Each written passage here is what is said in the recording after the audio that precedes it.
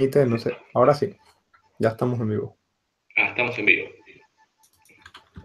Buenas a todos, mi nombre es Gastón del canal Proyectos LED y el señor es Alex de Tutolectro. Esta creo que es nuestra tercera transmisión, ¿no? Sí, No recuerdo. creo que sí. Por lo La menos así tercera. sería, seguro. Bueno, me vas a tener que explicar a mí y un poco a la gente qué es esto de un podcast, qué significa, que es como un programa de radio que sale por internet, cuál es la idea de esto. Bueno, en principio, para empezar, no sé si esto lo podríamos llamar un podcast, pero bueno, sí, vamos a decir que sí. Básicamente es como un programa de radio, como tú bien dices. La única diferencia es que en vez de, normalmente no se escucha en vivo, por eso yo no sé si esto se calificaría de podcast, sino que normalmente son programas grabados que los escuchas pues en cualquier momento de cosas son un programa de tu interés, más que un programa digamos, una temática que puede cambiar mucho, sino por lo general pues, suelen estar centrados en una temática concreta y eso, no se suelen escuchar en vivo como es nuestro caso, pero bueno, mucha gente seguro, la gran mayoría no lo va a escuchar en vivo, así que podremos decir que es un podcast, por llamarlo de alguna Correcto, manera. correcto. Y en este caso, bueno, somos dos amigos hablando de temas técnicos de electrónica y cualquier Exacto, cosa que nos interese. sí, en Bueno, realidad aquí no hay script, como dicen por ahí. bueno, en realidad yo sí tengo algunos temas que me gustaría tocar y sobre todo cosas que quedaron pendientes en los anteriores. Sí, Eh, por ejemplo, el costo, me acuerdo que alguien me había preguntado el costo de la energía del kilowatt hora acá en Argentina. sí, Bueno, después lo vamos a hacer. Pero bueno, la idea de esto entonces en realidad quizás no se justifique que estén viendo, ¿no?, el video, sino simplemente escuchando más que nada lo que en todo caso comentamos. O sea, no hace falta dejar de hacer lo que uno está haciendo para ver esto. Va a haber poco para ver en realidad, exacto. sino quizás para escuchar como un programa de radio. O sea, hacer tus cosas mientras escuchás a dos boludos hablando de electrónica. Ya. De hecho, mucha gente ya está saludando por aquí. Nos dicen algunos que son las 6:40 en México. Sí, Uh, la verdad es que es un horario un poco malo para Latinoamérica, pero bueno, por una cuestión de disponibilidad y el tema de poder hablar los dos, pues ha tocado ahora. La idea es que si hay gente en directo, pues lo verá en directo y el que no, pues lo verá después. Y como dice Gastón, no es solo para escuchar, es para también, perdón, no solo es para ver, porque en realidad no hay nada que ver, es más para escuchar que para ver, pero bueno. Y bueno, saludos a todos los que están ya aquí. Así que bueno, coméntanos qué era lo que tenías pendiente, el tema del coste y, sí, bueno, empezar tú con lo que quieras. bueno, primero con el tema este de que en principio va a ser para escuchar, más que nada, por lo menos de mi parte, no voy a tener nada para mostrar porque, bueno, si ven, no estoy en mi taller, tuve un problemita con el router y demás, así que ahora estoy transmitiendo acá de mi pieza. Por eso no voy a tener absolutamente nada para mostrarles, más que un velador con controlador PWM que creo que se ve por ahí atrás. Bueno, creo que sí, algo veo, pero no sé qué. Bueno, es una cosa redonda que tiene un LED adentro. Sí, los temas que me habían quedado pendientes, bueno, como dijimos, el costo de la energía acá en Argentina. Acá tengo una factura eléctrica y hice algunos cálculos. Sí, Eh, Quiero tocar el tema del instrumental, porque hace poco hice un multímetro y vos me mandaste un mensaje, ¿te acordás? sí. Que lo hice medio llamativo. Acerca del inversor que estoy jugando con ese inversor GridType, quiero que me expliques un poco más o menos cómo es que funciona y después si llegaste a ver la forma de onda. Y bueno, tercero, si se le podría poner algún filtro o algo adicional como para poder mejorar esa forma de onda que deja bastante que desear, no sé si la llegaste a ver. Sí, la llegué a ver, pero en realidad no lo vi todo el vídeo porque lo vi por encima cuando me lo comentaste, porque la verdad es que no tenía demasiado tiempo. Pero básicamente esa forma de onda es muy típica, sobre todo en inversores que no son muy comunes, que no son, digamos, de alta gama, por decirlo de alguna manera. Porque yo, para empezar, no soy ningún experto en inversores ni en nada de potencia, pero vamos, sé más o menos cómo funciona un inversor y por lo general he visto algunos ya funcionando y suelen ser el tipo de, digamos, de topología que tienen porque al final, ¿qué es un inversor? Es un conversor de DC a AC y además, por lo general, es un elevador de tensión. pero básicamente es un conversor de DC a AC. Y básicamente la topología es lo que hace que veas muchísimo ruido, porque hay topologías mejores y peores que filtran más o menos o que siguen la señal más o menos y otras que no. Lo más simple, la manera más simple de hacer un inversor es, yo sí, por ejemplo, tengo 12 voltios a la entrada, no sé, ¿cuánto es tu inversor? Que no recuerdo. A la entrada. Bueno, en realidad, este en particular va conectado directamente al panel solar, es ¿Sí? MPPT, o sea que puede trabajar desde los 11 volts hasta los 22, creo, más o menos, que es en el rango que va a estar el panel solar, y se va a acomodar en el punto de máxima potencia que puede extraer el panel solar. Eso es lo que tenemos a la entrada. En este caso es de 300 watts, Sí. así que no sé, dan unos cuantos amperes, ¿no? No sé, Sí, más de habría que 10 vivirlo, seguro. pero bueno. Vamos a suponer que... Yo te lo digo más que nada en el tema de la tensión. Al final, si tú le estás poniendo, por ejemplo, vamos a poner que tienes 15 voltios a la entrada, pues tú si necesitas 220, pues divides 220 entre 15, por decirte algo, y lo pasas por un transformador. De esa manera no te va a dar 220 exacto, pero voy a poner el ejemplo más claro o más simple de un conversor DC a C. Y básicamente es, tú pasas los 15 voltios por un MOSFET, por ejemplo.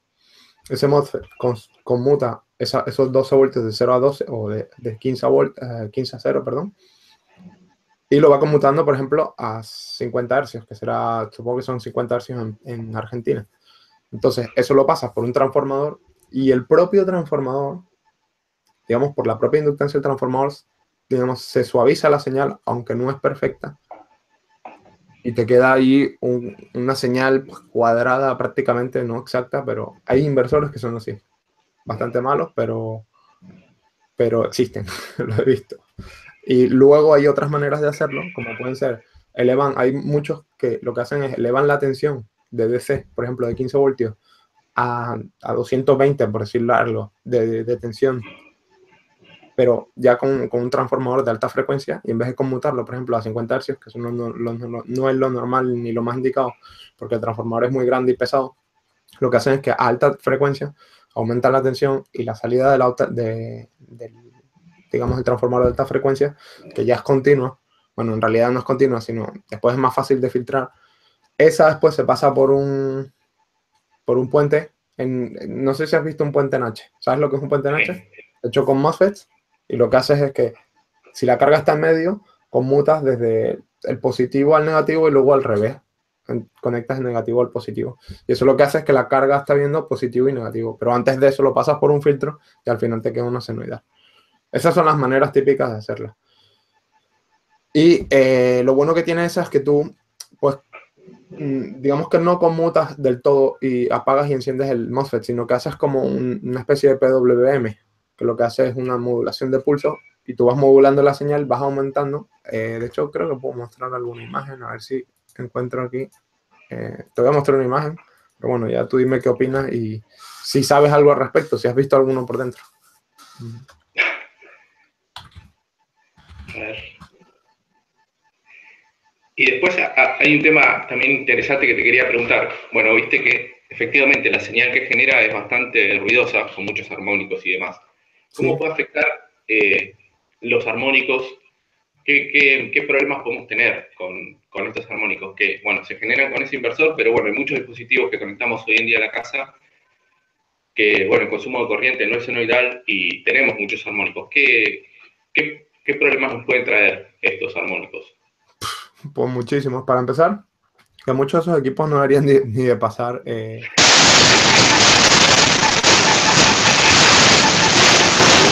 Ahora bastante mal, lo de pasar.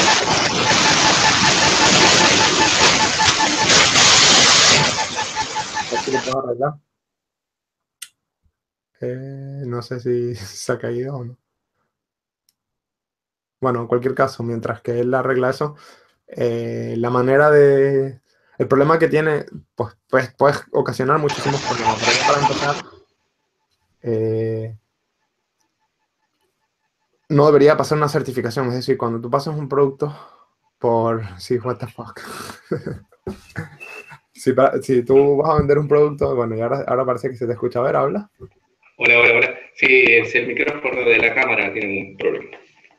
Vale. Bueno, lo que te decía, que los productos normalmente pasan un control de emisiones, entonces no pueden emitir o añadir a la línea lo que les da la gana, porque ¿qué pasa? Que eso puede hasta dañar un dispositivo sensible. Ok, no es lo mismo que tú se lo conectes, por ejemplo, a un motor, que un inversor de eso se lo conectas a un motor y no pasa nada, o que se lo conectes, por ejemplo, a, no sé, algo que una fuente de ordenador, pues, de PC, pues puede ser que te moleste, pero no tanto porque ya las propias fuentes de PC mete bastante ruido en la línea. Pero que la mayoría de los dispositivos no van conectados, no tienen su propia fuente. Hoy en día casi todo viene con un conversor DCS a la entrada, o de ACS, mejor dicho, y luego un DCS. Pero por lo general no vas a tener problemas, pero sí que te pueden meter bastante ruido, sobre todo, por ejemplo, en equipos de audio. Si tú te pones un equipo de audio que está conectado a eso, seguro que vas a tener ruido. Puedes tener interferencia, por ejemplo, en cosas de señales, de, de recepción de dispositivos, por ejemplo, inalámbricos, ya sean Wi-Fi, sí, el certificado CE, entre otros, porque en realidad, por ejemplo, en Estados Unidos el FCC, estoy leyendo algunos de los comentarios. En cualquier caso, ya te digo, normalmente pasan certificación y lo que te puede afectar de mil maneras, desde que no funciona el dispositivo hasta que te meta ruido, que empiece a hacer cosas locas, porque es que dependiendo del ruido que te meta te puede afectar mucho y depende de cómo esté filtrado el equipo que estás conectando. ¿Okay? Porque por lo general suelen tener un filtro decente. En cualquier caso, yo te digo, por lo general, si lo conectas, por ejemplo, a motores, lavadoras, cosas, digamos, de potencia, no sueles tener problema con que haya tanto ruido, porque al final eso pasa por un inductor bastante tocho y se lo come todo. Pero en las cosas sensibles sí que pueden dejar de funcionar. Puedes quemar dispositivos, o sea, la entrada, la fuente de alimentación, solo por el ruido. Decime. Quedó claro. De todos modos, el tema de este inversor, que en principio, por lo menos donde estoy yo, no se puede utilizar, porque es Sí, uno de estos inversores grid tie que van conectados directo a la red para inyectar energía a la red eléctrica, sí. de vuelta a la red eléctrica.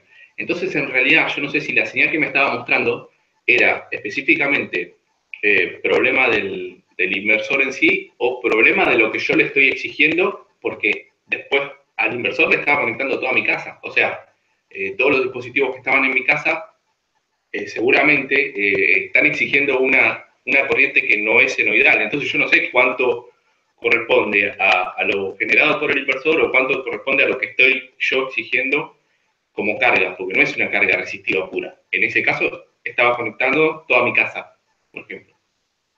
Ya. Bueno, lo mejor que puedes hacer es no conectarlo a tu casa. Si puedes conectarlo a una carga que tú sabes que, por ejemplo, es puramente resistiva, ahí ves la calidad de la salida del inductor. No puedes conectarlo. No se puede, porque este tipo de inversores funcionan únicamente cuando detectan señal de red. Si no detectan los 220, no generan. Bueno, pero tú también puedes conectarlo, por ejemplo, a una señal de red que tenga. Claro, que claro, lo tienes ahí de casa.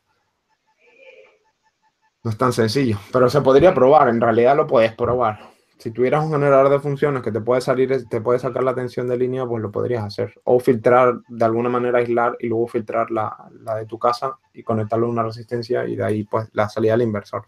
Podrías ver la señal. Pero otra opción es desconectar todo lo que tienes en tu casa o todo lo que puedas. ¿Sabes lo que te digo? Si tú lo conectas a una de las fases de tu casa y cortas todas las demás, entonces vas a saber rápido si es una cosa o la otra. Pero en realidad también ahí dependería de lo que estarían consumiendo mis vecinos, porque sería correcto, Te o estás sea, conectando. energía que va al palo de luz. Ya, pero ya no es lo mismo. ¿Sabes lo que te digo? No es lo mismo que estés en la de tu casa que estés en la de fuera, porque al final también tienes que tener en cuenta que el cable no son 2 metros. ¿Sabes lo que te digo? Entonces, mientras más lejos estén, mejor, pero claro, es difícil. Tendrías que tener un setup adecuado para probarlo bien. Claro. Y seguramente si lo abres podrías incluso saltarte esto de que dice que si no hay, si no detecta la señal de la línea, pues que no haga el factor de inversión ese. O sea, que no haga el proceso de inversión. Correcto. Dice, pero, oye, pero que produzca ruido es peligroso. ¿A qué te refieres si se produce, cuando él habla de ruidos, entiendo que te refieres a ruidos eléctricos, no te refieres a un ruido sonoro? No, Vale. correcto, sí, ruido eléctrico, No, armónico, pero es sí. que a veces que se escucha el ruido eléctrico, pero eso puede ser por mil cosas. Puede ser porque por ejemplo, suelen ser los inductores o los condensadores que obtienen un detalle de fabricación o por la frecuencia en la que estás conmutando, pues oscila y eso produce un ruido. Casi cualquier inductor te produce un ruido. Si te fijas, todas las fuentes conmutadas, casi todas, hacen ruido. Y eso es porque el inductor, digamos, está oscilando la señal que va por el inductor y eso pues hace que vibre el inductor y te genera ese ruido. Pero peligroso, pues no es relativo. Puede ser, normalmente que haga ruido no quiere decir que sea peligroso. Pero es verdad que muchas veces puede ser, por ejemplo, un ruido de un arco eléctrico, entonces sí sería peligroso. Todo depende de la función, de la tensión en la que estamos trabajando.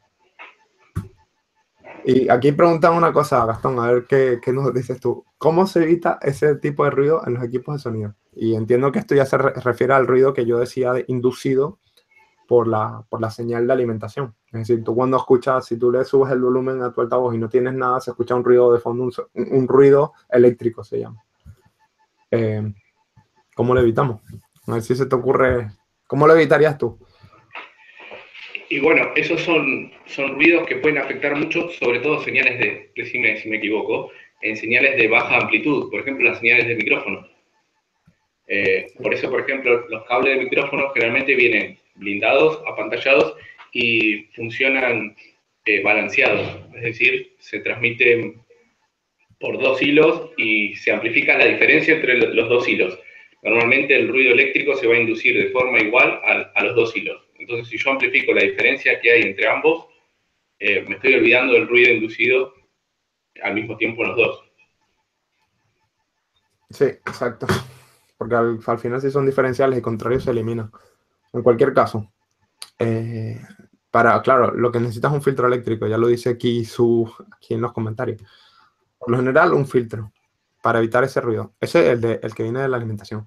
Sin embargo, hay también ruidos que se generan por la propia electrónica de amplificación, que suele ser el ruido eléctrico, digamos, térmico de, por ejemplo, las resistencias.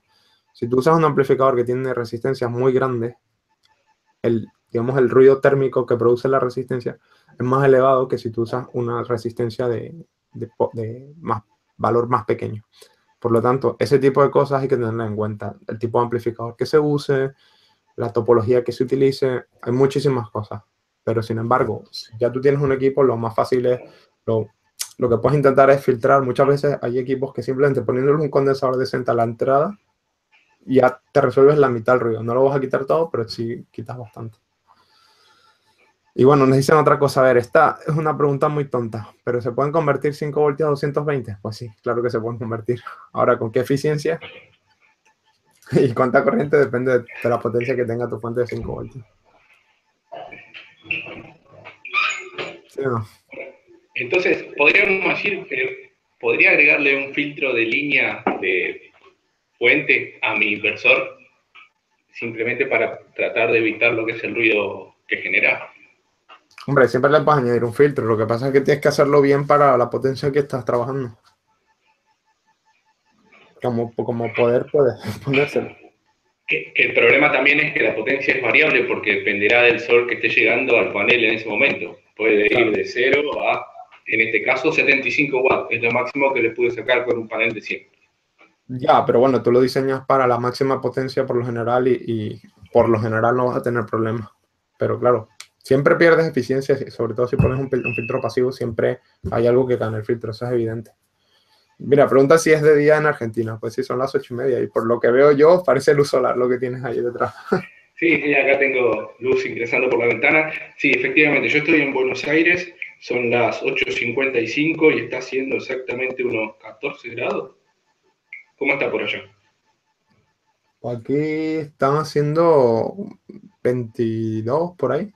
Debe hacer, y hace sol. Lo que pasa es que donde estoy yo, pues solo tengo una ventana, por eso tengo luz de un lado y del otro tengo la puerta y no me entra luz casi por este lado. Así que por eso es que se me ve ahí con dos caras. ¿Vos Y estás en Alicante, España? sí. Sí, aquí no suele hacer mal tiempo. Aquí, como mucho, en el peor de los momentos, pues suele hacer 7 grados, por lo general. A veces sí, por la mañana puede llegar a 3 grados, así. Pero más de eso es muy raro. Por lo general no baja de 15 grados. Bien. Hablando de eso de temperatura y ahora pasando al tema del consumo eléctrico, ¿evaluaste en algún momento cambiar la cocina por una que fuese inductiva? No, todavía no, porque yo la verdad es que seguramente espero y aspiro dentro de no mucho tiempo me refiero a un par de años, me mude. Entonces al final he dicho, pues si hago el cálculo para 2 años, pues seguramente no va a salir rentable. Y por eso no me he puesto, pero la verdad es que sí sería interesante, aunque yo más que eso, eh, quizás ir a una cocina de gas, porque, por ejemplo, aquí el gas natural es infinitamente más, bueno, infinitamente más barato, es más barato, entre comillas, porque a veces depende, pero es verdad que es mucho más eficiente el calentar el agua, por ejemplo, con la cocina de gas que con la eléctrica. Sobre todo si, como dices tú, no es inductiva, es diferente. Es bastante la potencia que se consume, pero sí, la verdad es que, ya te digo, cuando sepa en un sitio donde sé que me voy a quedar bastante tiempo, entonces tendré que tener ese tipo de cosas en cuenta. Porque, por ejemplo, tengo un calentador de agua eléctrico que es gigante y que para mí me parece un despilfarro total. Ese tipo de cosas, si yo tuviera una casa como tú, intentaría buscarme un panel ¿cómo que se llama? Fotovoltaico, no, fototérmico, de estos que tienen las tuberías negras. Eso es lo más eficiente para calentar agua, bueno, lo más eficiente, lo más barato y me parece ecológico porque en realidad tú lo que haces es pones un panel y el propio sol te la calienta. Lo único malo es cuando no hay sol. Pero bueno, ya con que te ahorres en los momentos que hay sol, por ejemplo aquí en España, que donde yo vivo hay bastante sol casi todo el año, pues aprovecha. En Latinoamérica por lo general suele haber bastante sol, por lo menos en mi país, en Venezuela, en Colombia, Bolivia, Perú, suelen ser países con bastante sol. Correcto. Y bueno, quería comentar por la pregunta que me habían hecho el tema del costo de la electricidad acá en Argentina. Mira, si Sí. yo agarro la factura eléctrica con todos los agregados, impuestos y demás, ¿Mm? y hago el cálculo completo con todo, me da 8 centavos de dólar el kilowatt hora. Y 8 si, centavos de dólar. sí, y si lo hago únicamente con el costo variable del consumo, me da 4 centavos de dólar el kilowatt hora. Es incomparable. Ya te digo, aquí creo que 4. está por el orden de 13, 12 el variable y ya con los gastos fijos no quiero ni pensarlo, pero solo el variable son 13 céntimos de euro, ni siquiera de dólar. Así que tú te puedes imaginar, ¿sabes? Son 4 veces más prácticamente de lo que pagas allí, solo por el variable. Luego, el fijo ya te digo yo que es bastante alto. Mira, aquí están comentando cosas. Saludos, saludos, bueno, saludos a todos. Sé que muchas veces no voy a poder responder porque estoy hablando aquí con el amigo, pero de vez en cuando vamos respondiendo las preguntas que se ponen, si alguno pone No voy a responder preguntas como si hace mucho que empezó o cosas así, pero intentaré, pues las preguntas que quieran técnicas, pues las intentaremos responder siempre que pueda. Así que, pues nada, eso es, la verdad es que esa diferencia de precios nada más en energía es bastante importante. Sí, sabes que justamente hace muy poco estaba hablando con Julian Illet. Es un inglés que tiene también un canal de electrónica, no sé si lo Mm. conocerás, pero que también trabaja mucho con energía solar. Y ahí le pregunté cuánto era en Inglaterra, que tiene tan poco sol, el tiempo en recuperar la inversión de un sistema de energía solar. Bueno, me dijo que tendría que calcularlo, pero alrededor de 7 años, más o menos lo normal. Pero me dice que hoy en día allá la factura, el costo de energía es muy, muy barato. Y cuando le pregunté por qué, simplemente me dijo el gobierno. Pasó a valer la 10ª parte de lo que valía. No me pregunté por qué, pero me dijo, el año pasado, no sé, estaba 40 centavos y ahora está 4 centavos. Supongo que estará subvencionado o algo, porque vamos, o yo qué sé, o han hecho 10 centrales nucleares alrededor de... No lo sé, esos cambios no me los explico. Mira, aquí Íñigo me dice, Tutelectro, eso no es así del todo. La factura en España no es como dices. Además tendrías que decir con qué tarifa, pero creo que has patinado un poco. Yo me refiero en líneas generales, pero si quieres explicarnos, pues adelante. Yo no soy ningún experto de esto. Yo solo te digo lo que leo en las facturas y lo que he leído en internet y porque yo de temas eléctricos, de líneas eléctricas, de tensión, por ejemplo, en casa no tengo ni idea. Es decir, sé lo que sé por experiencia personal como cualquier usuario de la línea de la red eléctrica. Pero si sabes, por favor, te pido que nos comentes aquí lo que sepas y lo discutimos. Y para eso está el chat abierto. Interesante. ¿Cuánta gente hay conectada? Ahora mismo 40.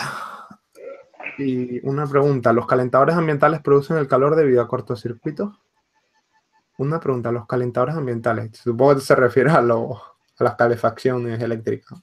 Básicamente son resistencia. Es una resistencia que pasa mucha corriente y se calienta la resistencia por el paso de la corriente y eso pues, va a un radiador que emite calor. Efecto Joule, ¿no? Efecto Joule. Pero eso le pasa a cualquier resistencia, a cualquier cable, a cualquier dispositivo, a cualquier conductor que no sea un superconductor, le va a ocurrir. Dice, para interactuar un poco más con la anterior pregunta, ¿ese ruido de vibración de los inductores se puede solucionar sumergiéndolos en resina o algo así? ¿Funciona bien de ese modo? Sí, en resina, yo lo he visto en aceite también. De hecho, los transformadores eléctricos grandes que van en los postes de luz de casa suelen llevar aceite, si no me equivoco. Pero yo creí que eso era por una cuestión de refrigeración, lo del aceite. Llevan normalmente solo por refrigeración, pero bueno, eso ayuda también a absorber los ruidos. Porque no sé si estás acercado a una línea de alta tensión. Cuando te pones debajo de una torre de esas de alta tensión, tú escuchas el zumbido del eléctrico. No sé si alguna vez te has puesto debajo. No tuve. En el campo, si tú te vas al campo y estás debajo de una torreta esa, se escucha igual que se escucha en un transformador, en las estaciones pequeñas de transformación.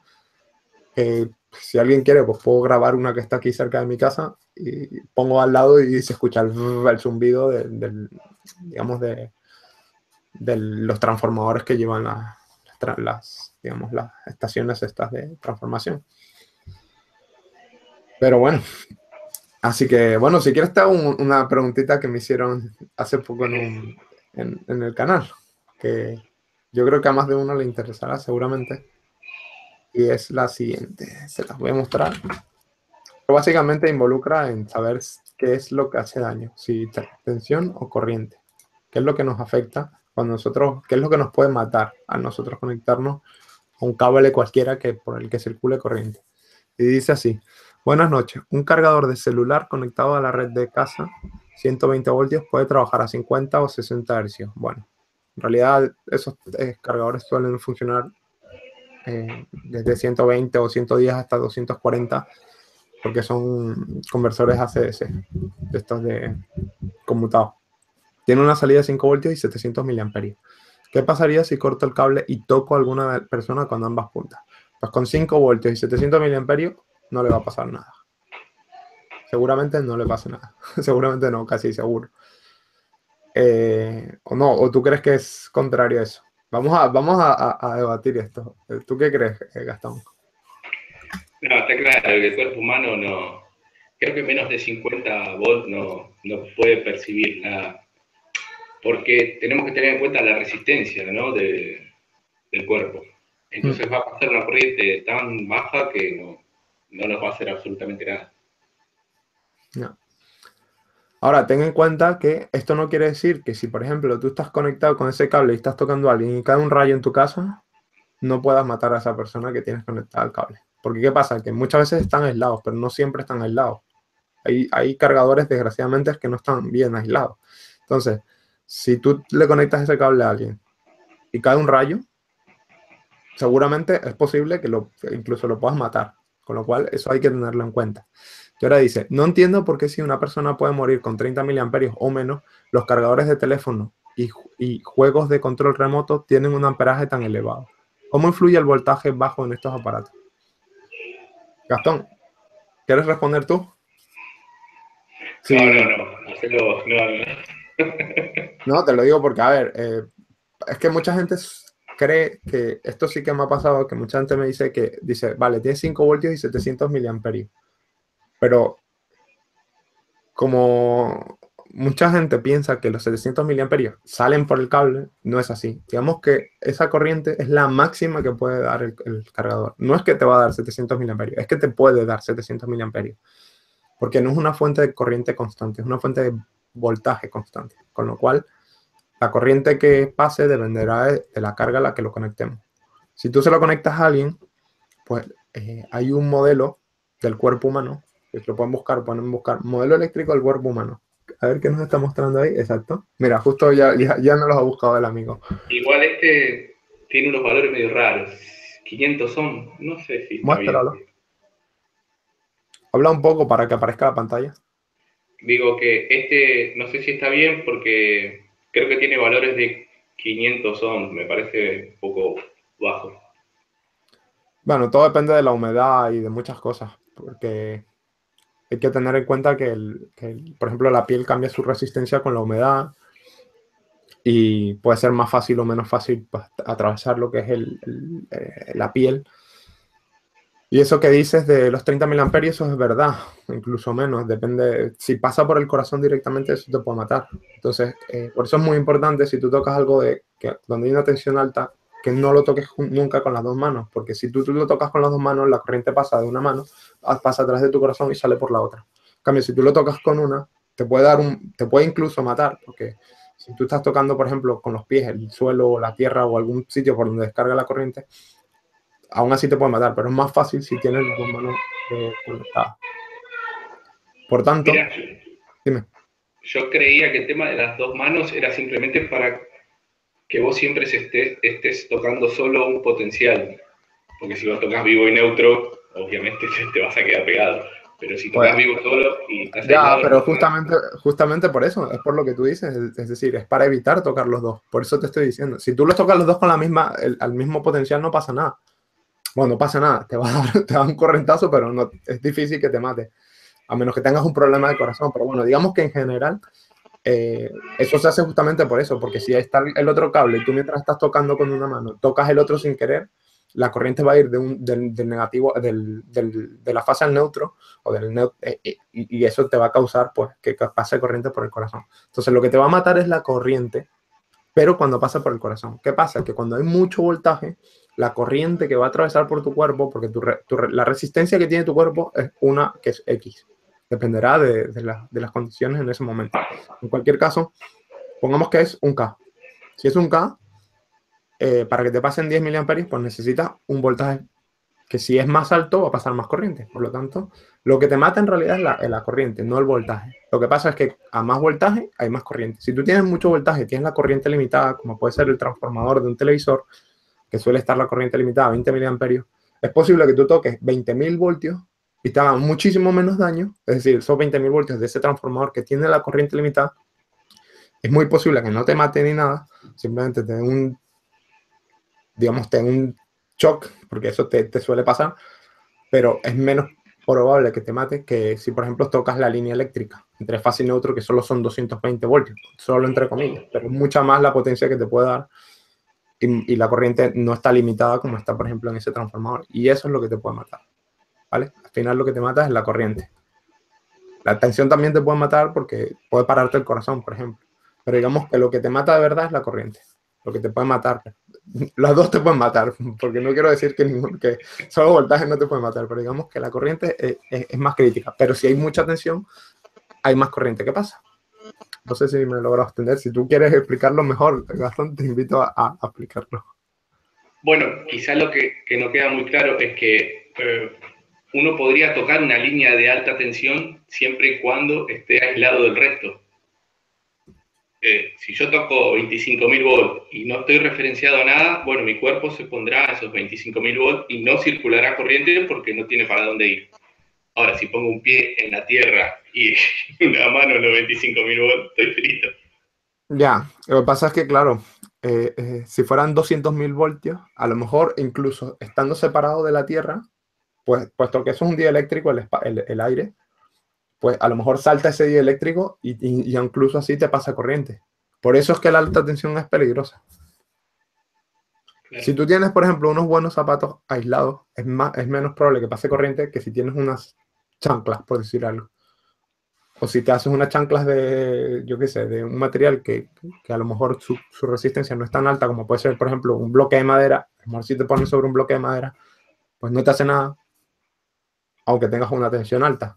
pero al final es lo que dice él. Si tú no estás tocando nada, digamos que estás aislado, no debería de pasarte nada. El problema es que con una tensión muy alta hay pocos aislamientos que digamos que no dejen pasar esa corriente. Y bueno, a ver, aquí han comentado bastante gente ahora. En España existe gente que se cuelga de 380 voltios y de esa forma no paga luz. Conozco gente que lo hace y de esa forma es gratis. Bueno, eso, los chanchullos eléctricos, hay todos los que te puedas imaginar y más. Mira, el amigo Andrés de curso de robótica nos manda un saludo, aunque llueve mucho, es fácil recolectar agua de lluvia y tener una tubería de agua, sería otro proyecto interesante. Dice, aunque llueva mucho, sería fácil recolectar agua de lluvia e inyectarlo a la tubería de agua. Sería otro proyecto interesante.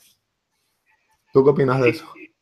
Sí, en realidad el problema es que el agua de lluvia no es recomendable tomar porque no tiene minerales. Es un agua destilada prácticamente y me parece que no es apta para consumo humano. No, no, pero por ejemplo hay aguas que no son aptas para el consumo humano, se utilizan por ejemplo para limpiar, para cosas por el estilo. Yo eso no lo veo mal y por ejemplo aquí en Alicante que hay poca agua, muchas veces por ejemplo en sitios como en las Islas Canarias, yo viví en las Islas Canarias, por ejemplo en Tenerife hay desalinizadoras que son carísimas, energéticamente hablando son muy caras porque desalinizar el agua del mar es muy caro, entonces si tú puedes aprovechar el agua de lluvia, digamos, tratar el agua de lluvia es mucho más fácil que tratar el agua del mar. O bueno, eso es lo que creo, porque no voy a decir que lo sé, pero estoy casi seguro que es así. Y si alguien sabe esto, por favor, que nos dé un poco de luz. Pero la verdad es que no. Yo sé que mucha gente. Lo que pasa es que no es tan fácil tampoco almacenarla y que no se te, digamos, ponga moza, porque fíjate una piscina que viene con ya agua tratada y si tú no la sigues manteniendo, pues se suele poner verde.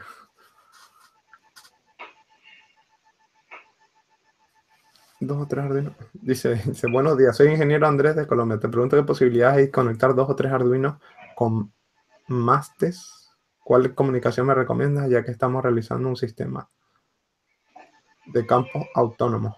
Pues, yo te recomiendo utilizar RC485, que es un bus en el que puedes conectar muchos dispositivos y es lo más barato por lo general. Yo toqué un cable de 10.000 voltios sin amperios y no me enteré de nada. Pues es probable. Si tienes los pies bien aislados y que por ejemplo, tuviera la potencia limitada, en ese cable de 10.000 voltios no tiene por qué pasarte nada. Ahora, a ver quién es el listo que toca un cable sin saber qué potencia tiene y si está suficientemente aislado. Yo personalmente no lo hago. Y mira que ya me he llevado un par de no sé cómo decirlo. ¿Cómo dices tú cuando tocas algo eléctrico y te mueves la mano para atrás? Te da un shock eléctrico. ¿Cómo lo decimos en español? Que ya no sé ni hablar. No sé, Sí, como le dicen, cada país estoy seguro que lo decimos diferente. acá es una patada. Pues bueno, eso, que me llevo una patada, me llevo alguna patada ya de 20.000 voltios limitados, pero sí que me la he llevado y te digo que a mí no me hizo gracia, pero claro, depende también de la situación. No estaba descalzo, pero sí que tenía unas chanclas de nada y bueno. A mí de chico me salvó la vida el disyuntor. Creo que metí un clavo en el vivo y todavía me acuerdo, tenía menos de 4 años. Me quedó el dedo negro. Si Madre no mía, fuese pues te por has el salvado, disyuntor. ¿eh? Más de una muerto así. Para que veas lo importante que es el disyuntor, que yo he visto casas aquí antiguas que no lo tienen y dices tú, ¿cómo pueden andar así? Y encima ven la lavadora ahí todo oxidada, ¿sabes? Con agua al lado y dices tú, es que tiene una receta para morir, porque eso es así, si no tienes un disyuntor y tocas y te quedas por lo que sea pegado, hasta ahí te quedaste. Y una pregunta, ¿qué te hicieron? ¿En la mano cómo hicieron? ¿Se te puso negra y ya está? El dedo y te lo curaron, supongo, porque se te habría quedado ahí. No me acuerdo mucho. Me acuerdo que el dedo me quedó negro, morado, pero no me acuerdo más. Que no me Pero no te gustó. tuvieron que tratar ni nada. No, creo que no. Ah, bueno. El disyuntor se supone que corta a 30 miliamperes más o menos. Sí, No sí, sé bueno. cuánto habrá pasado. Bueno. Lo bueno es que por lo menos no, no te pasa nada porque, ya te digo, hubiera sido de otra manera y sí que podía hacerlo. Dice, un Creo que cargador de... quedó algo, algún Dime. problemita me quedó, ¿eh? Bueno, yo no lo toqué y mira, seguro que también tengo un problemita por ahí. Yo creo que eso, el mío por lo menos viene de nacimiento. Ahí vengo. Un cargador... voy a leer un par de preguntas más porque se están acumulando. Un cargador de celular de 5 voltios de 2 amperios no causa efectos al tocar los terminales, pero un celular en corto, en la etapa de alimentación del LED, da pequeñas descargas bien sentidas. Sí, eso puede ser porque eleva la tensión para el LED. Depende del tipo que utilice el LED. O porque eleva mucho la tensión para que haya un pulso muy rápido y con mucha corriente, pero de poca duración. Por eso te da una descarga. Hola, buenos días. ¿Qué comunicación me recomiendas para conectar dos Arduinos? Si son dos Arduinos, pues puedes usar SPI, I2C, UART, depende de lo que necesites. Si son muchos, yo te recomiendo RC485, que es sencillo. Se pueden conectar no solo dos Arduinos, sino todos los que quieras. Las sencillas TXRX que no necesitan nada más que ni cables Arduino. Y en los días húmedos es más peligroso, sí. Dice Jordi, dice, buena la lógica de toda la vida RX, vale. ¿Vosotros sabéis cuánta corriente que circula por los cables de una instalación en casa? La que llega al cuadro, me refiero. ¿Cuánta es la corriente que circula por los cables de una instalación en casa? Pues la que depende de la potencia que estés usando tus equipos. Es decir, si tú tienes un equipo de 1000 vatios y lo divides por 220 voltios, si estás en España, por ejemplo, pues esa es la corriente que pasa en el cable desde que va al cuadro de tu casa hasta el equipo, hasta que tu equipo. Y la que llega a casa, pues es la suma de la corriente que necesitan todos los equipos que estén conectados en un momento determinado a tu casa. Por eso te dicen que la potencia contratada son, por ejemplo, 4000 vatios. Pues 4000 vatios es que te van a dejar, pues, 4000 partido 220 voltios. Pues ese es el número de amperios que te darán. 4000 entre 220, en el caso de España, pues será una corriente que ahora mismo no voy a hacer calcularla, pero que es la corriente que te hará. Son un poco menos de 20 amperios, creo. No lo sé, ahora mismo tendría que calcularlo. ¿De qué hablan? ¿De electricidad o de ordenadores? ¿De qué hablamos? No sé, de todo un poco. De todo un poco. ¿El voltaje y la Instru- corriente? Ah, de instrumental nos quedaba hablar. De pues si tester, de quieres, multímetro. venga, pues coméntalo si quieres, ya que estamos. Después sigo con más preguntas. Dale. Hace poquito hice una reseña de para mí, un muy buen multímetro, que era de estos económicos chinos, la marca Unity, Sí, el UT61E. sí, creo que vi Y un poco el video. un poco para llamar la atención, en la miniatura puse el mejor tester y puse la foto del multímetro. Y ni bien lo publiqué, Alex me puso, pero no es el mejor, me mandó un mensaje. ¿Cómo fue eso?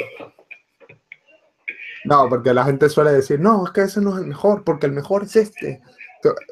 A mí no me gusta poner, este es el mejor, porque es que siempre va a salir alguien diciéndome, no, ese no es el mejor es este. Digo, pues, claro que no, el mejor es relativo para cada uno.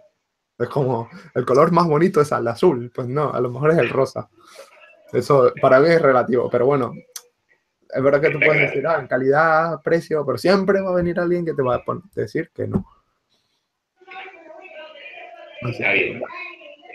Nada, bueno, yo lo aclaraba en la intro del video y un poco también en el título, que para hobby me parece que es un equipo muy recomendable y por el precio que tiene, las prestaciones que nos da, creo que no la tenemos en ninguno. Yo sé que, bueno, los dos tenemos Fluke. Quiero saber tu opinión al respecto, pero me parece que es como demasiado caro, como casi elitista, o no, ¿qué te parece? bueno, yo, mira, sinceramente, con las herramientas, con otras cosas no, pero las herramientas que sé que voy a usar y que quiero que duren, no me importa gastar más, porque por ejemplo, ya no en el tema de multímetros, pero por ejemplo, he comprado juegos de llaves que a lo mejor me cuestan, yo qué sé, un juego de llaves completo, bastante decente, que a lo mejor te cuesta 40 euros, y dices, bueno, 40 euros está bien por un juego de llaves, ¿qué tal? Y el problema es que después lo usas y entonces dices, vale, me he gastado 40 euros, tengo un pedazo de juego de llaves, pero cuando las usas se dañan. Es decir, cuando le das mucha fuerza, pues pierden, se van dañando. muy rápidamente.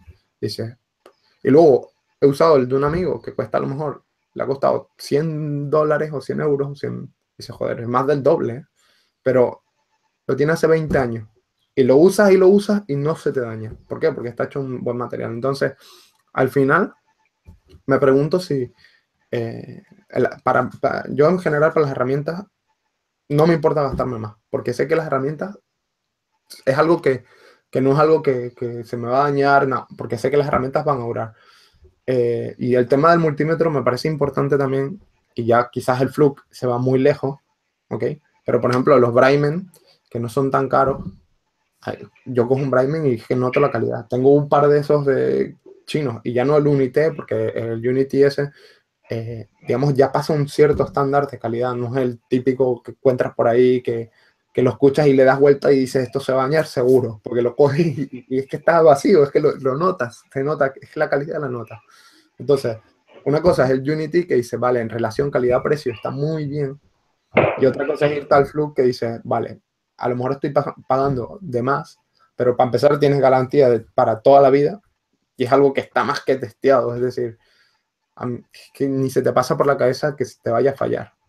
Es muy raro que te vaya a fallar. Entonces, claro, todo depende de lo que quieras. Si yo, por ejemplo, estoy usando el Multimeter todos los días, pues quizás digo, el Unity está bien, pero a lo mejor quiero algo más. Y me voy al Brightman porque digo, oye, pues las características que trae y lo que me aguanta, pues me vale más que esto, porque al final, si lo usas mucho, yo creo que vale la pena gastarse, sobre todo en herramientas buenas.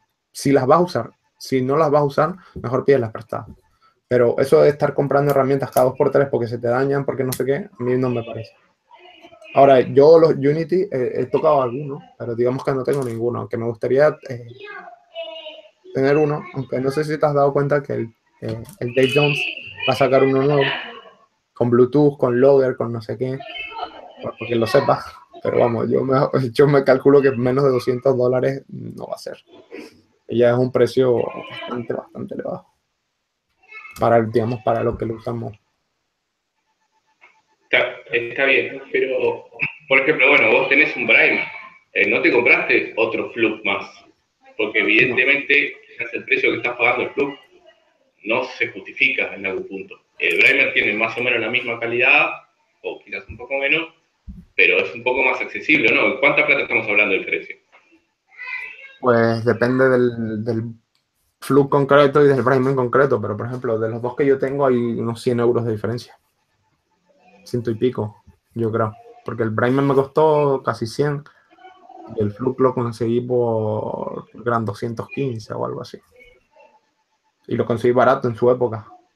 Pero no sé, yo creo que tenía un descuento. Es que eso hace más tiempo que nada, yo no me acuerdo ya, pero por ahí estaba.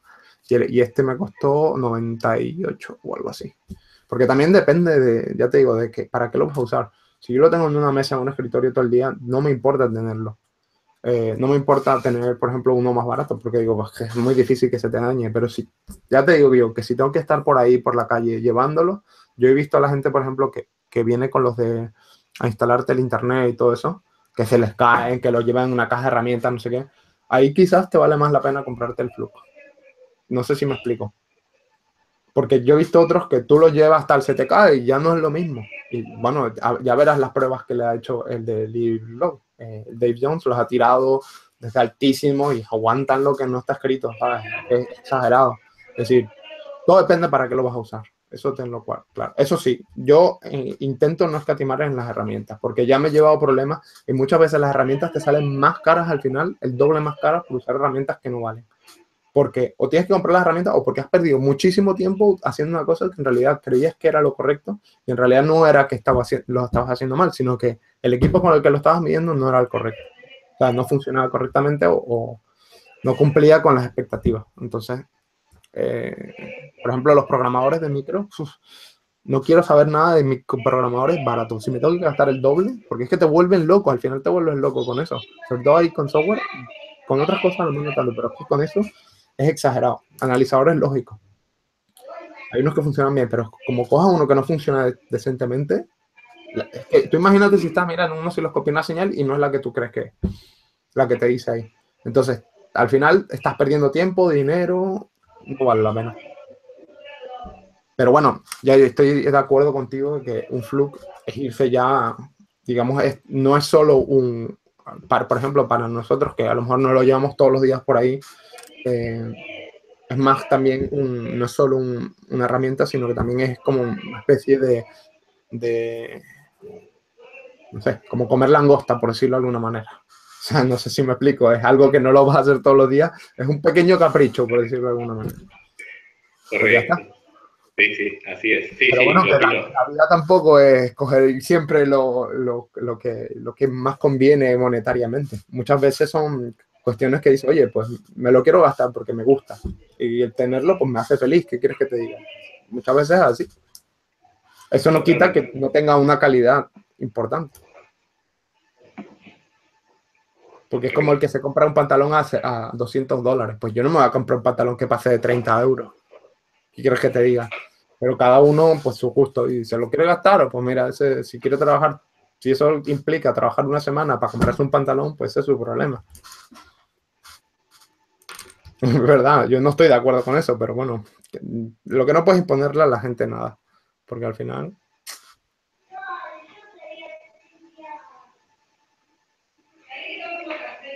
mira, me dicen aquí, voy a leer un par de cosas más porque A ver, aquí tenemos un montón de... De todas maneras, esto vamos a tener que ir terminándolo porque ya llevamos casi una hora aquí sí, y ¿no? hay cosas que hacer. El agua, el problema que tiene es que si está parada se pone mala. Eso es verdad. Se dice calambre, calambrazo, a lo de la patada. Es verdad, un calambre. Nosotros en mi país por lo menos decimos un calambre. Una vez vi cómo explotó un transformador en la calle. Fue en el partido de San Martín. Sonó como una bomba y lluvia de chispas. Los oídos me quedaron resentidos por un tiempo. Yo solo he visto en algún vídeo, nunca lo he visto en persona, pero sé que cuando explotan los transformadores de la calle es una barbaridad. La corriente que circula en la casa es la que permite el cuadro eléctrico, generalmente 63 amperios. Mira. No, me refiero a la corriente que circula desde la estación eléctrica a mi casa. Pues es lo mismo, es que al final la corriente circula si tú la necesitas. Si tu casa, las cargas que tengas en tu casa, pide esa corriente, esa es la que va a circular.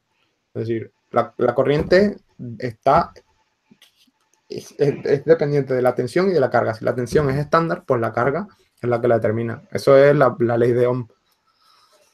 Las herramientas buenas son caras. Eso dicen por aquí. Yo no estoy de acuerdo que todas las herramientas buenas son caras, pero es verdad que en general las herramientas buenas son caras. Si una herramienta es de uso continuo, sí es mejor gastar más. Eso es un poco más o menos por lo menos lo que yo estoy de acuerdo. Hola gente, al medir un transistor con un transistor LRC, T8 indica que son dos diodos. ¿Eso significa que están cortos?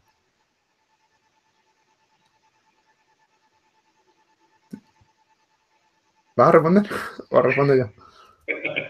No sé, ¿qué? ¿Con un tester de componentes se está refiriendo? Bueno, un transistor tester LRC. LSR, perdón. Y bueno, pero es que un transistor se supone que son dos junturas, Son dos ¿no? diodos. Al final un transistor son dos diodos. Si mide dos diodos está bien, por lo general. Quizás no tenga el HFE o el beta que debería, pero en principio está bien. Claro.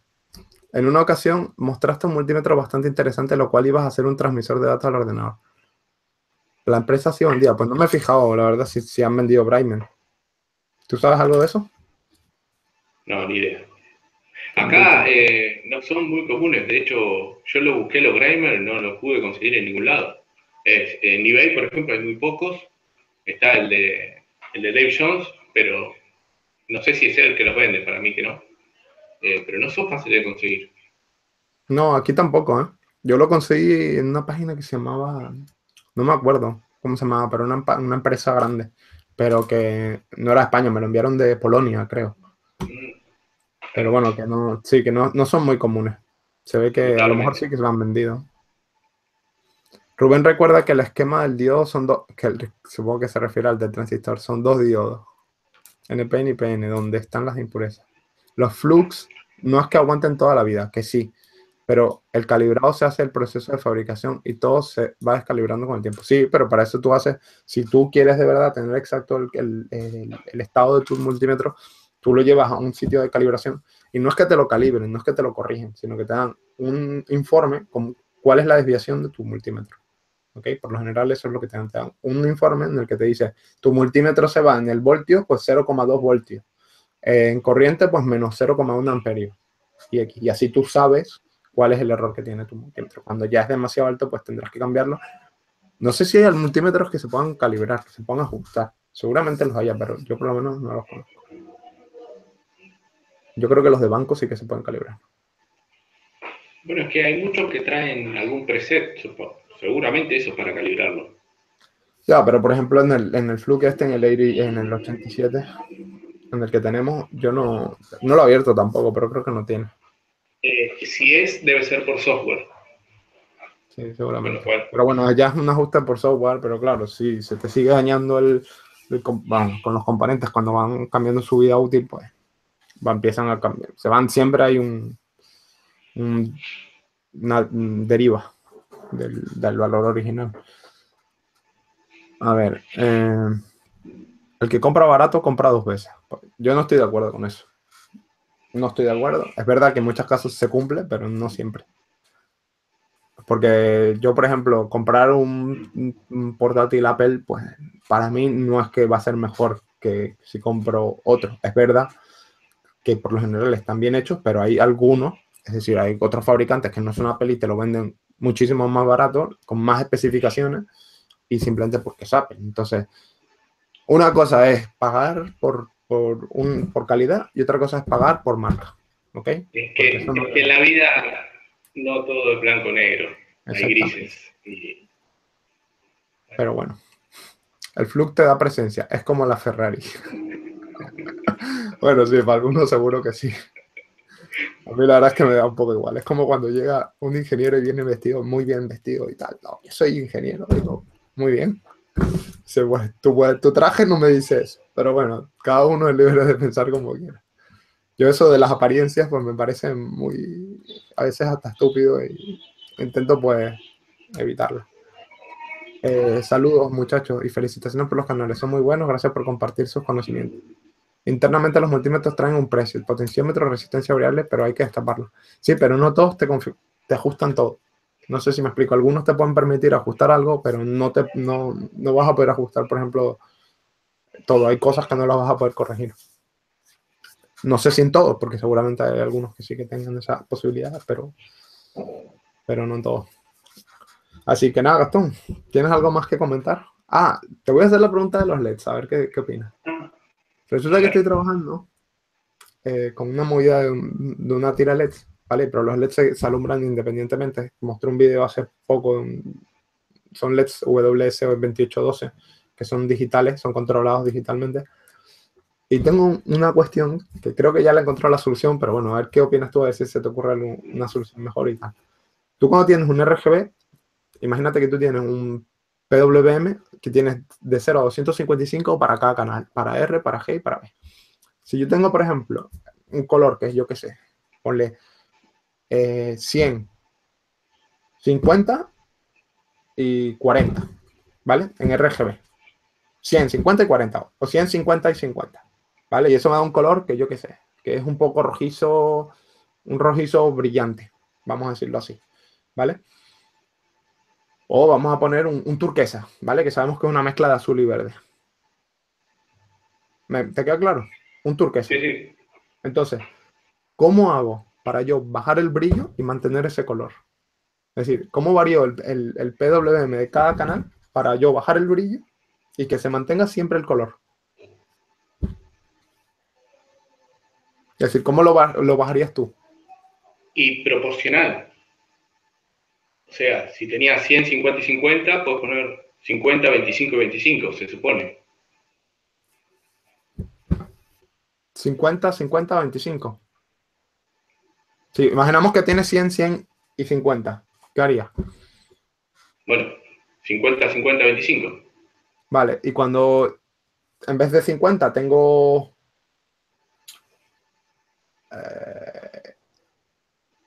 por Sí, ejemplo, sí, un número quiero que no te bajar dé los lados. redondo. ¿Ah? Sí, un número que no te dé redondo Sí, la pero el división. problema es cuando llegas, cuando llegas a cero con el canal que te tienes a 25. ¿Me explico? Porque entonces ya no tienes esa tonalidad, ya no tienes ese color. Es Entonces, así. necesitas más definición. En vez de 256, necesitarías Ya, pero 512. eso es lo que tengo, porque esos son los LEDs que tengo. Es decir, tengo que de alguna manera limitarlo. Yo lo que he pensado es hacerlo proporcional y cuando llega al límite más bajo del LED más bajo, no bajar más. ¿Me explico? ¿Sí? No. Mira, hay muchos controladores RGB que te permiten elegir una tonalidad específica y esa tonalidad no se puede dimerizar. Es, no sé, violeta, pero no puedes tocar el brillo. Es fijo. Así Ya. que Eso es porque no se quieren meter en este problema que tengo yo. Y aquí me dicen, eso lo había pensado también. Ariel dice, tendrías que tener un PWM maestro. Yo eso lo he pensado, digo, si yo le cojo la corriente, por una parte, el PWM, y por otra, la corriente maestra, donde yo simplemente varío, bajo y subo la corriente, tú imagínate, yo pongo 100, 100 y 50. Y a la corriente que va por toda la rama, pues le disminuyo la corriente. Pues he pensado, no sé qué también funcionaría, porque después el cómo afecta la cantidad de corriente que le pasas a un color, por ejemplo, al rojo, que nosotros tenemos el ojo más sensible al rojo, con menos corriente lo vemos más. Entonces, ¿no? Bueno, no, sí, no, estaba pensando que no me parece una solución viable. En mi caso no lo puedo hacer porque tengo los LEDs digitales y yo no puedo alimentarlos porque si no, digamos, el controlador, si yo le corto la corriente, pues empieza a funcionar mal y ya no lo puedo hacer. Con lo cual, esa para mí no es una opción. Pero bueno, lo pensé porque digo, a lo mejor sí funciona, pero no lo sé. Me dicen No, aquí, variando la frecuencia. Dime. no le veo solución. Llega un momento que ya no podés bajar más el brillo. Si seguís bajando, el color que obtenés es distinto al que habías configurado. Ya. Yo creo que voy a hacerlo así como te digo, que por ahora lo he probado con varios colores, me parece que funciona. Es decir, cuando llego al mínimo, yo veo cuál es el valor mínimo, cuando llego al mínimo de ese valor, ya no bajo más. Aunque yo le baje el brillo, digo, este es el brillo mínimo. Pero bueno, vamos a ver qué tal funciona. Espero que me funcione porque la verdad es que es un cabradero de cabeza eso. Parece sencillo, pero cuando lo empiezas a probar y ves, dices, hostia, pero no es el mismo color ahora, Parece que dices tú, sí, es proporcional. Pero el problema es también que, por eso, porque nosotros, digamos, la respuesta de nuestros ojos a una intensidad lumínica de una longitud de onda concreta no es la misma. Es decir, la respuesta de nuestro ojo no es la misma para el rojo que para el verde que para el azul. Entonces, cuando tú empiezas ya a tocar ahí, ya las tonalidades no las ves igual. Pero bueno, voy a intentar hacerlo lo más posible y ya está. Decímelo a mí que soy daltónico. ¿De verdad? ¿En serio? Sí, tengo un grado de daltonismo, sí. ¿Y qué colores ves? Es decir, No, ¿cuáles son los que ves intercambiados? me cuesta definir entre el amarillo y el verde. El amarillo y el verde. Sí. Qué raro, vos que trabajas con LEDs. No Por ahí tiene había nada que una ver. página, por ahí había una página que te mostraban cómo veías gente daltónica. Es decir, tú puedes ver un video con, digamos, que le ponen como un filtro, entiendo yo, a distintos tipos de daltonismo. Si alguien quiere, pues lo busco el link porque ya lo vi una vez y me pareció interesantísimo, la verdad. Y hay gente que creo que ni ve en colores, así que tú imagínate. Sí. Eso debe ser complicado. Ah, bueno, de hecho vi un vídeo de unos lentes que le ponían a un señor y por primera vez veía colores y, vamos, hasta lloró porque era como, no sé si has visto esos que escuchan por primera vez, que les ponen como un audífono y escuchan por primera vez y, vamos, tiene que ser algo increíble. Pero bueno, pues imagínate ver colores. Él estaba sentado en una silla, fuera en un patio con toda su familia y tal. Y vamos, se ponen las lentes y empieza a llorar, porque dices tú, "Ah, de no ver colores, de ver blanco y negro a ver colores". Dice Jordi Ferrer, variando la frecuencia. Variando la frecuencia no cambias el color. Simplemente cambiando la frecuencia no va a variar el color para nada.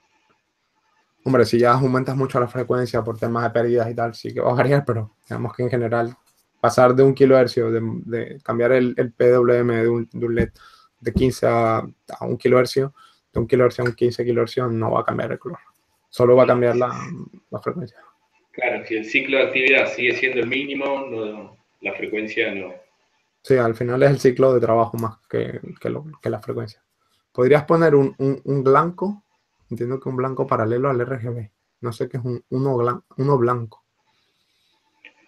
Ah, vale, Bueno, pero eso no me soluciona. Hay algunos LED que en la pastilla tenés rojo, verde, azul y blanco. Mm. Sí, Entonces vos pero eso no podés me cambia el controlar. brillo del color. Eso lo que me hace es poner a más luz blanca, pero no me cambia. Yo lo que quiero es variar esa tonalidad, mantenerla y bajar la luz. Si me molesta mucho con el brillo que tengo, pues la voy bajando.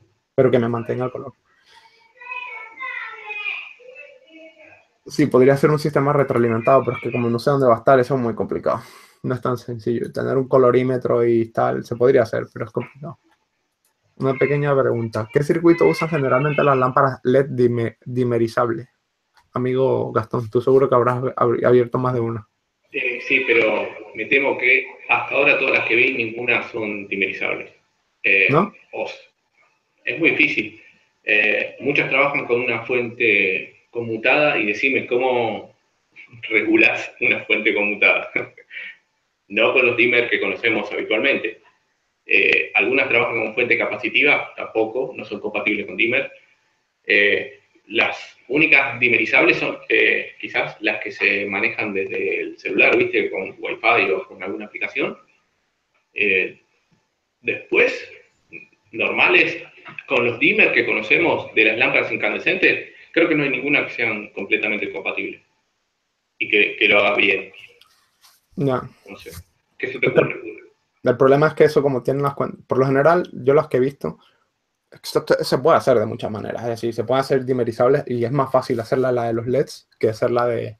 Porque al final, si tú lo que haces es que le pones un MOSFET a la salida de la salida de corriente y controlas la corriente con ese MOSFET, es muy sencillo hacerla dimerizable.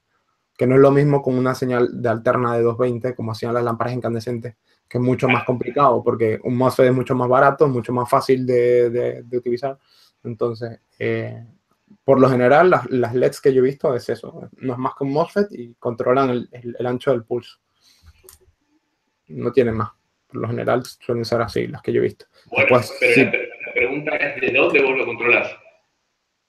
¿cómo que de dónde lo controlas? Depende si tienes, por ejemplo, un potenciómetro, ¿te refieres?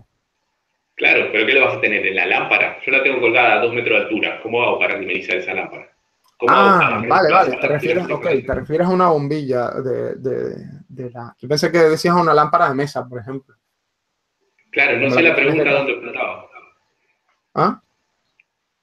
Que la pregunta no sé a dónde apuntaba, si una lámpara común de reemplazo de una incandescente o no sé, una tira de LED, no sé a dónde iba. No, pero bueno, es que, claro, no lo sabemos. Pero bueno, a ver, tú puedes crear una fuente que, que sea.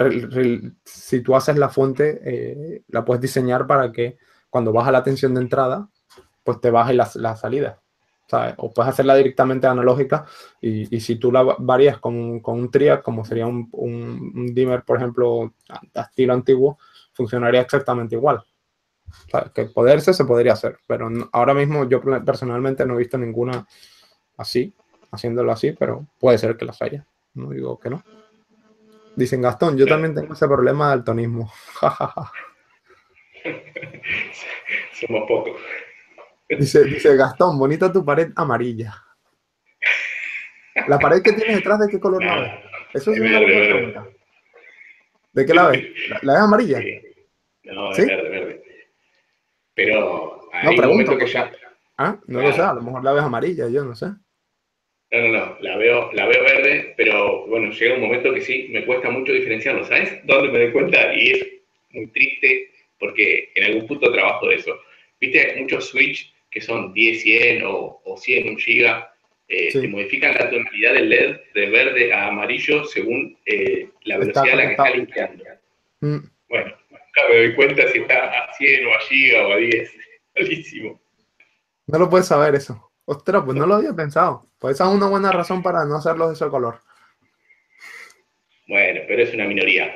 Otra cosa que lo noté, hubo un tiempo que había unos juegos por acá en Buenos Aires que eran laser shot, se llamaban, eran equipos con LEDs de colores y con una pistola láser. Bueno, la idea era destruir al equipo contrario. Era rojo, verde y amarillo. Bueno, yo nunca quería ser ni verde ni amarillo porque como no lo distinguía, entonces o era rojo y le tenía que cualquier cosa que veía más o menos esa tonalidad le daba. Le disparaba. pero ahí no lo distingo. Ostras, pues, interesante eso. Yo nunca llegué a jugar ese tipo de pistola, pero sí que he visto cosas en la tele y tal, que le llaman laser tag o no sé qué. Bueno, da igual. La cuestión es que nunca lo hice y quise hacerlo alguna vez, pero nunca tuve la oportunidad porque nunca vi uno. Donde vivía en Francia había, pero nunca llegué a ir. Mira, dice Ariel, yo hice un PWM esclavo para definir el color y un PWM maestro para la potencia. Sí, eso es justamente lo que yo decía. Uno para la corriente y otro, y a ver, los de los colores independientes y lo de la corriente es otro. El problema es que eso no lo puedo hacer con los LEDs digitales que tengo. ¿Qué quería decir? Quería decir en dejar un tiempo muerto en todos los canales RGB. Ostras, eso no es ninguna tontería, lo que dice Jordi. ¿Qué pasa si tú apagas el LED menos tiempo? Lo dejas apagado, es decir, haces un PWM dentro del PWM. A él Claro, se refería con eso a la frecuencia. está interesante. Sí, sí, eso funcionaría siempre y cuando no sea una frecuencia que sea visible. Cuando Claro. ya bajas demasiado que vas a notar el parpadeo, vale, ya no sirve. Tendría que probarlo. Lo que pasa es que no sé, porque el problema es que como tengo muchos LEDs, a lo mejor van a ser 200 LEDs, pues mandarle los datos a los 200 y a la vez hacer eso, porque tendría que mandarle el dato del valor que quiero, luego apagarlo, es decir, mandarles el dato a los 200 del valor que quiero apagado y luego volverlos a encender y así sucesivamente. Puede ser, tendría que comprobarlo, pero eso me daría seguramente pocos, por la velocidad a la que tengo que hacerlo, seguramente me daría pocos niveles de iluminación, pero bueno, con que tuviera 10 niveles yo creo que estaría bien. Bueno, creo que vamos cerrando, ¿no? Sí, ya vamos a dejarlo ya, así que voy a dejarlo nos dejamos por ahora porque ya son casi las 3, como 1 hora y 20 minutos, así que bueno, si quieres despedirte, amigo Gastón. Será hasta la próxima. ¿Cada cuánto vamos a hacer esto? No sé, por ahora si la gente no le interesa mucho, pues cuando nos apetezca y si no, pues, hombre, en principio yo quiero hacerlo por lo menos una vez por mes Dale, dale. y los que sean de más, Bueno, pues de más. Bueno, saludos un a todos, siento abrazo. no haber respondido a todos y bueno, termina, lo siento. Hasta la próxima. Pues nada, si tienen alguna pregunta, si tienen un horario mejor, que intentaremos ver si les interesa un horario, pero es de complicado, porque la verdad es que estamos limitados entre que la diferencia horaria entre nosotros dos y digamos las labores cotidianas de la vida es complicado. Pero bueno, dice gracias, saludos a todos, dicen por aquí. Hay que tomar la merienda. Más bien el desayuno para el amigo aquí. Para mí la comida, así que. Nada, venga, ha sido un placer para nosotros también, ¿no? Y hasta la próxima.